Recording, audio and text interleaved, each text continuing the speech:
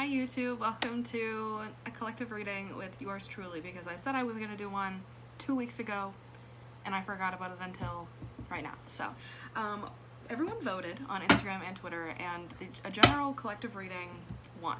So that's what I'm going to be doing today. We're just kind of answering the question, like, what do you need to know right now? I also have Astro deck here to help me decipher what signs this reading might resonate mostly for. So I'm actually going to start with that. What collective am I reading for today? Please and thank you. What collective am I reading for today?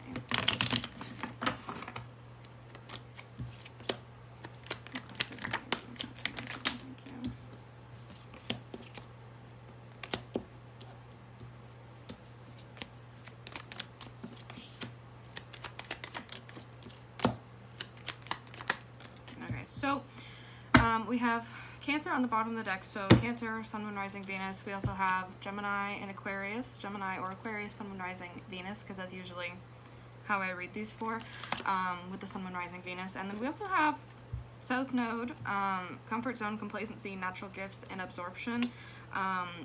Saturn, 10th house, and 11th house. So I'm going to say, if your South Node is in any of those signs, or your 10th or 11th house, if you know astrology, then this reading might resonate mostly for you, or in general if you have Saturn in either of these houses as well, or if you just have like heavy 10th or 11th house placements. You can find that information out if you don't know that through a good beginner place to start would probably be Cafe Astrology. Controversial, but that is where I would send beginners. But besides the point, Gemini, Aquarius, Cancer, doesn't have to be, but will help if that's you and you resonate with this reading. So let's get into it. What does this collective need to know? What does this collective need to know right now? Please and thank you.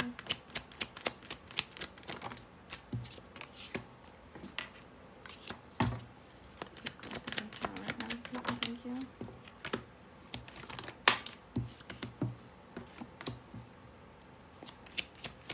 I have a song stuck in my head. Sorry.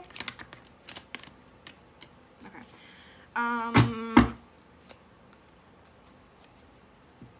Queen of Wands reverse. King of Wands. Five of Pentacles. 10 of Cups. You guys are shedding something big.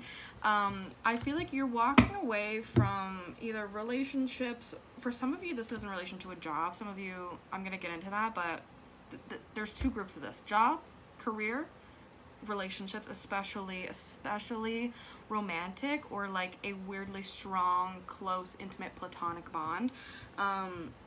You're shedding your old self, essentially. And what I feel like is happening here is people may also be shaming you for changing, or shaming you for wanting something different than what you maybe had originally said you wanted. But I feel like you've gone through a lot of change, even just based on the spread in front of me and the bottom of the deck, where you no longer want to settle. You no longer want something that doesn't feel severely fulfilling. Like, that is what you're chasing right now. You're chasing the highs of life because you have realized, or you've had an experience that really opened your eyes and allowed you to see that you were not living life to your full extent. Like, you were living life in scarcity, you were living life in fight or flight, you were living life in survival mode. Like, that's really what this Five of Pentacles is indicating to me. And you've decided that you don't want to live, it's on the floor now, you don't want to live like that anymore, okay? You want a fulfilling relationship, you want a fulfilling job. Maybe work-life balance is really important for some of you. Some of you could be, you know, smokers. I just saw 420 on the timer. You know, like, you're having realizations about life, about things that you want, and don't let other people shame you for those things, okay? Because you know what you need better than anyone else. And I think that this King of Wands character, whoever this is representing in your life as, you know, part of this partnership, or, you know, maybe it's like your coworker, best friend, I don't know. They obviously want you to stay for selfish reasons.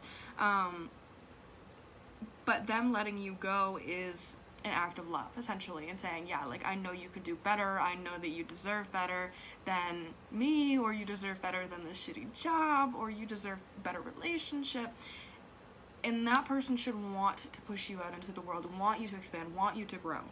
And if they don't, then that just insinuates that you are 1000% making the right decision regardless, whether you're supported or not. It's kind of just, it tells a lot about the other person and how they react to what you want to do with your life, rather than it, you know, it doesn't really impact what you're doing, or don't let it, because you're going to think like, oh, maybe I'm making a mistake, but it says a lot about them and their reaction, okay? That's all you have to think about when it comes to other people's reaction, is it says a lot about them.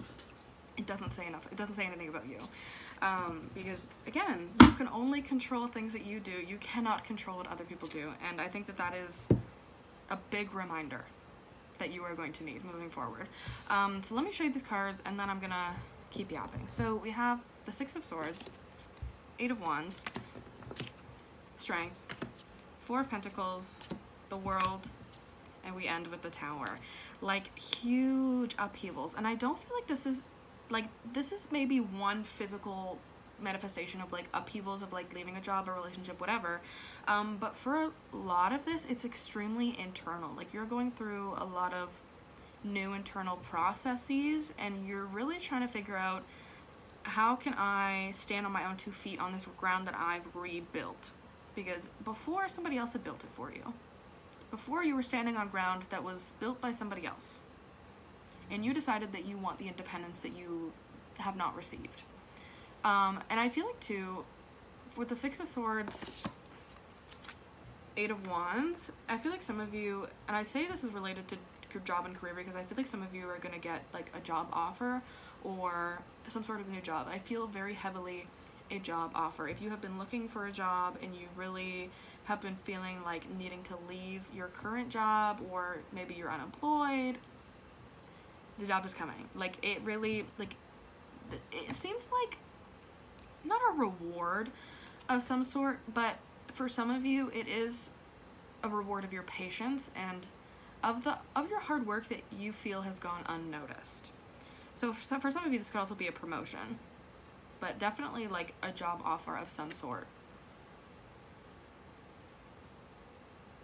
Yeah. And it's one that's going to make you feel good about yourself. And it's going to, like, really reiterate this idea that the changes you are making in your life are 10 out of 10. That they are exactly where you should be. You may also be having instances of that where it's like you're seeing signs, or you're getting reminders like, yes, I'm on the right path. Yes, I'm doing the things that I need to be doing. And no, I'm not lost. Because I feel this, like, there's a little bit of this sense of being lost as well with the Six of Swords and the Four of Pentacles underneath of it. But I feel like this is really just coming out of fear of not being able to see what the universe's plans are for you. But I feel you're really coming into your own, and I feel you're really starting to do things for yourself and for no one else, and you're really starting to understand what that looks like and how that feels authentic for you, and in what ways that feels authentic for you. But these limiting beliefs that you tend to hold on to, that this is what really tends to hold you back when it comes to making change in your life, which is why changes are difficult for you to conceive or difficult for you to see. Because you have these self-limiting beliefs. You come from scarcity. You come from, I dropped the Five of Pentacles. I'm looking for it as if it's in the deck. It's on the floor.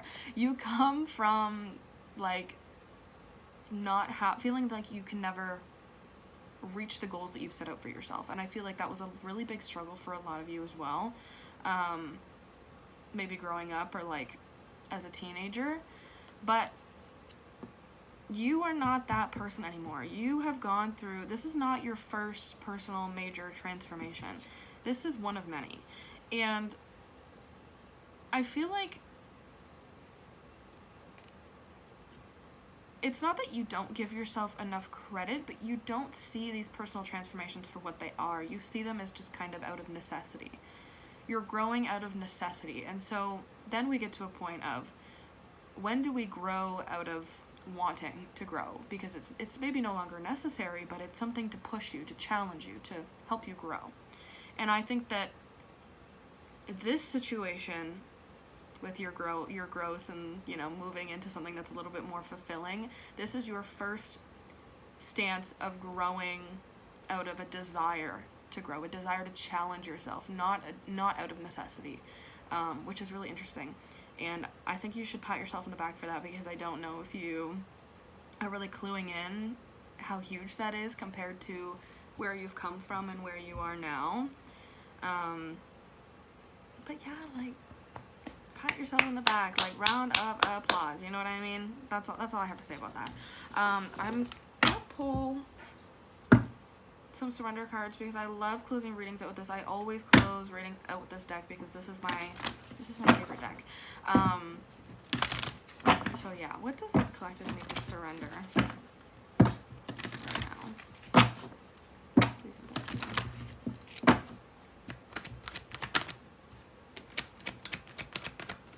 What does this collective need to surrender right now? Thank you. One more. I know that's right. Bottom of the deck. Surrender, low self-esteem. I didn't say it. The card said it.